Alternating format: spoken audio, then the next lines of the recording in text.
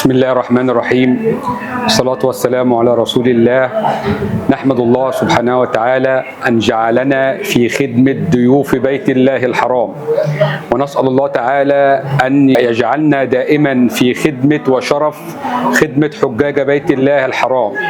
فنحن في شركة أوديسي للسياحة منذ 35 عام في تنظيم رحلات الحج والعمرة على مستوى جمهورية مصر العربية، وهدفنا الأول والأخير هو خدمة ضيوف الرحمن والعمل على راحة الحجيج.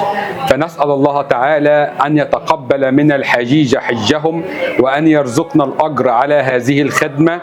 وأوديسي للسياحة رفيقك إلى بيت الله الحرام، وهذا شعار نسعى بجدية بأن يكون شعارنا في خدمة ضيوف الرحمن، ونسأل الله سبحانه وتعالى أن يجعلنا دائما في شرف خدمة بيت الله الحرام وحجاج بيت الله الحرام. والسلام عليكم ورحمة الله وبركاته. اللهم لبيك لبيك لا شريك لك لبيك إن الحمد